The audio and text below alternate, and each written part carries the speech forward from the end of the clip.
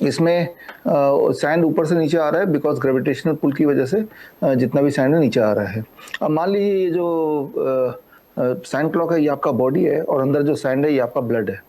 तो ठीक इसी तरह से ग्रेविटी ब्लड को नीचे खींचती है, लेकिन सारा का सारा ब्लड हमारा नीचे इकट्ठा नहीं हो जाता पैरों में। वो इसलिए क्योंकि ऊपर से हार्ट भी ग्रेविटी के अपोजिट काम करती है। तो ये हार्ट अपोजिट काम करती है ग्रेविटी के, एक बैलेंस मेंटेन करके रखती है जिससे हमारा सर्कुलेशन बना रहता है। इस सैंड क्लॉक के सैंड की तरह सारे के सारे ब्लड नीचे नहीं आ जाता। लेकिन अनलाइक दिस जो क्रॉनिक किडनी डिजीज पेशेंट हैं उनमें ग्रेविटी ज़्यादा पावरफुल हो जाती है और हार्ट थोड़ा कम पावरफुल हो जाता है। तो धीरे धीरे फ्लूइड डिपॉजिट पैरों के आसपास होने लगता है और किडनी का हस्तक्षेप भी कम होता है जिसकी वजह से। अब ऐसे में अब मान लो मैं इसके ग्रेविटी के असर को कम करना चाहूँ तो मुझे क्या करना पड़ेगा, इसको थोड़ा सा टिल्ट करना पड़ेगा। जैसे जैसे टिल्ट कर रहा हूँ वैसे वैसे ग्रेविटी का असर तो है लेकिन कम है। अगर मैं पूरा ही टिल्ट कर दूँ, ऐसे कर दूँ, अब आप देख रहे हैं कि ग्रेविटी का असर थोड़ा भी नहीं है और अब ट्रांसफर ऑफ सैंड एक तरफ से दूसरी तरफ नहीं जा रहा है। तो दिस मीन्स कि हम ग्रेविटी को मैनिपुलेट करके एक किडनी पेशेंट को ठीक कर सकते हैं। इसका ठीक उल्टा मैं कर दूंगा। अब अगर मैं इसका उल्टा टिल्ट कर दूं, अब जितना गया था वो भी वापस आना शुरू हो गया। तो जो चीज़ आप इसमें देख रहे हैं, अब जो फोर्स ऑफ ग्रेविटी उल्टी तरफ लगनी शुरू हो गई। तो यही चीज़ हम इंसान पे भी कर सकते हैं और करते हैं अपने हॉस्पिटल में। और हॉस्पिटल में अगर देखें सेम चीज़ अगर इंसान पे देखें तो किस तरह से काम करती है। मान लो एक किडनी डिजीज पेशेंट है, जब ये किडनी डिजीज पेशेंट खड़ा होगा तो जाहिर सी बात है पैरों में हाथों में उनकी सूजन आ जाएगी। लेकिन अगर उनको हम ऐसे लिटा देते हैं तो लिटाने में ग्रेविटी का असर कम है, और बल्कि अगर उनको टिल्ट कर देते हैं जिसे हम बोलते हैं head down tilt, 10 degree angle में टिल्ट करते हैं बेड को। हमारे हॉस्पिटल देखेंगे ऐसे टिल्ट बेड बहुत सारे पड़े हैं जहाँ पे पेशेंट आके 2 घंटे लेटते हैं। इससे ग्रेविटी का जो फोर्स है वो इस तरफ जा रहा है और हार्ट का फोर्स भी सेम तरफ जा रहा है, यानी कि वो जो ग्रेविटी हार्ट के अपोजिट काम कर रही थी वो काफ़ी कम हो चुका है, राइट। तो जिससे किडनी के ऊपर जोर कम पड़ता है, किडनी को रिवाइव करने का मौका मिलता है, फ्लूइड जो यूरिन आउटपुट बढ़ जाता है, स्वेलिंग कम हो जाती है, ब्लड प्रेशर कम हो जाता है, और यही क्लासिक सिम्टम है क्रॉनिक किडनी डिजीज की, और पेशेंट ठीक होने लगता है। तो सिर्फ आपको ये समझना है खासतौर पे जो पेशेंट्स हैं कि आप के पूरे बॉडी के खेल में ग्रेविटी का एक इम्पॉर्टेंट रोल है। उसको अगर आपने समझ लिया तो किडनी को ठीक किया जा सकता है या ठीक हो सकता है या हो जाता है। तो इतनी छोटी सी बात है। और इंटरेस्टिंग बात यह है कि ग्रेविटी कोई कोई कोई कोई बोतल में नहीं आएगी, उसको कोई बेच नहीं सकता, कोई खरीद नहीं सकता, वो हर जगह अवेलेबल है, बस उसका इस्तेमाल करना आना चाहिए, जिसके लिए मैंने आपको थोड़ा बहुत हिंट दिया कि किस तरह से हम इस्तेमाल करते हैं। तो जी। यही रिसर्च है।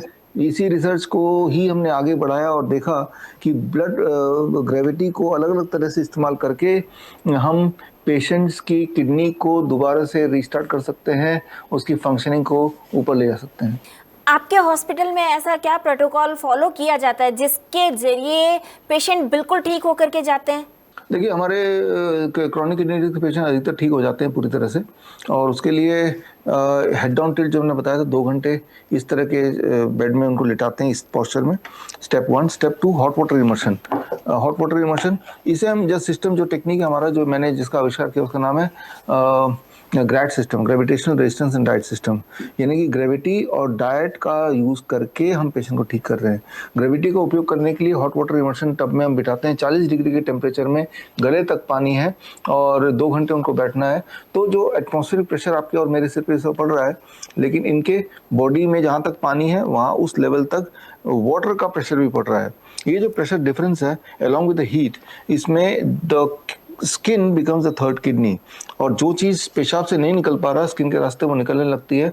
पेशेंट का 2 घंटे बाद जब ब्लड प्रेशर चेक करते हैं वो नीचे आने लगता है, उनका जो फ्लूइड डिपॉजिट या सूजन थी वो गायब होने लगता है, उनके सिम्टम कम होने लगते हैं पहली बार में ही। लेकिन ये बार बार करते हैं तो उनकी डायलिसिस की फ्रीक्वेंसी कम होने लगती है। पहले हफ्ते में 3 बार था तो वो 2 बार, फिर 1 बार, फिर 10 दिन में 1 बार, इस तरह से इंप्रूवमेंट आने लगता है। तो ये है सेकंड स्टेप। थर्ड स्टेप है diet. Diet is the DIP diet. आपके चैनल में DIP डाइट मैंने बहुत बार जिक्र किया है, तो आप उन वीडियोस को देख सकते हैं। तो DIP diet plus hot water immersion plus head down tilt, ये that is called the GRAD system, gravitational resistance and diet system. ये मेरी जो इन्वेंशन है इसके माध्यम से हम पेशेंट्स को ये ये आप जरूर नहीं कि हमारे हॉस्पिटल में आके करें, ये तो घर पे भी आप कर सकते हैं।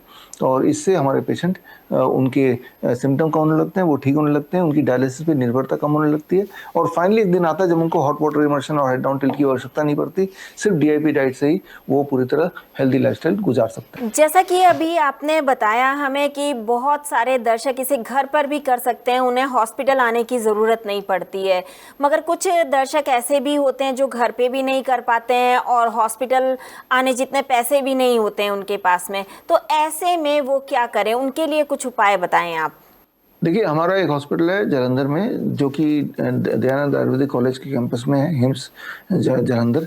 यहाँ पे हम फ्री सेवा देते हैं। ऐसे जो गरीब लोग हैं वो हमारे टच में आए, bishrup.com में आके अप्लाई करें, और बिलो पॉवर्टी लाइन के पेशेंट्स, तो वहाँ पे रहना, खाना पीना, इलाज सारा कुछ फ्री होता है, तो वहाँ जाके वो इलाज ले सकते हैं। अभी तक आपने जो भी बातें बोली, जो भी सिस्टम बताया, क्या इसका कोई एविडेंस भी है? अगर है तो हमारे दर्शकों को ज़रूर बताएं। एविडेंस होना बड़ा इम्पोर्टेंट है। एविडेंस के लिए सबसे पहले तो ये किताब है जो हमने अभी अक्टूबर महीने में रिलीज़ की थी, व्हेन क्योर इज क्राइम। इसमें हमारे कुछ इंपॉर्टेंट पेशेंट्स के टेस्टिमोनियल हमने डाले हैं, उनके केस स्टडी डाले हैं, और QR कोड से आप उनको उनके रिपोर्ट स्कैन कर सकते हैं, कौन से हॉस्पिटल में पहले थे वो स्कैन कर सकते हैं, उनके वीडियो टेस्टिमोनियल देख सकते हैं, कुल मिला के आप उन तक पहुंच सकते हैं। तो एक तो ये हो गया, और दूसरा ये हमारे जो बनाए हुए टेक्निक पे ऑब्जर्वेशन स्टडी की गई Shridhar university and Dayanand Ayurvedic college के माध्यम से, और उन्होंने पाया कि 75% पेशेंट जो इस प्रोटोकॉल को 100% फॉलो कर पाते हैं, उनकी डायलिसिस पूरी तरह छूट जाती है, और बाकी लोगों की दवाइयाँ कम होती हैं, डायलिसिस की फ्रीक्वेंसी कम होने लगती है। तो ये दूसरा एविडेंस है। और जो मैंने आपको साइंस बताई कि ग्रेविटी हमारे बॉडी में कैसे काम करता है, हॉट वाटर इमर्शन से कैसे फ़ायदा हो सकता है, इसकी जानकारी के लिए ये जो मेडिकल लिटरेचर में, मेन स्ट्रीम मेडिकल लिटरेचर में ऑलरेडी ये सारी बातें का जिक्र है, तो वो सारे रिसर्च पेपर इसमें डाल दिए हैं। आयुर्वेदिक कॉन्टेक्स्ट में भी जो मैंने आज आपको बताया, ये सारी चीज़ें पहले से ही लिखी हुई हैं, वो आयुर्वेदिक कॉन्टेक्स्ट भी इस किताब में डाल दिया है। तो कुल मिला के ये तो 3 किताबें, 3 में से ये 2 किताबें तो हिंदी इंग्लिश दोनों सब्जेक्ट में, दोनों भाषाओं में हैं। ये तीनों किताबें अगर आप पढ़ लें, जो कि आप फ्रीली डाउनलोड कर सकते हैं हमारे वेबसाइट से, bishrup.com/ebook, BISWAROOP.com/ebook में जाके। हालांकि ये दुनिया भर के बड़े बड़े प्लेटफॉर्म्स में बिक रहा है, अमेज़न, फ्लिपकार्ट वगैरह में, बट फ्री डाउनलोड हमारे वेबसाइट से कर सकते हैं।